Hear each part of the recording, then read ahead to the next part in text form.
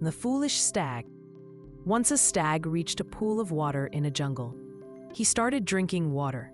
As he was drinking water, he saw his reflection in the clear water of the pool.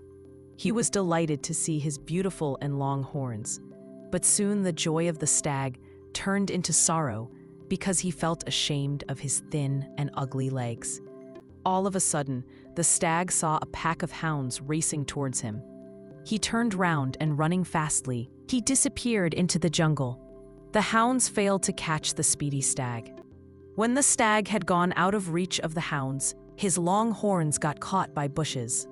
He tried again and again, but failed to free himself. Then the foolish stag realized that his thin and ugly legs had saved him from the hounds, but his beautiful horns invited his death.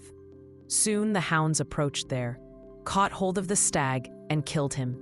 Moral of the story: all that glitters is not gold.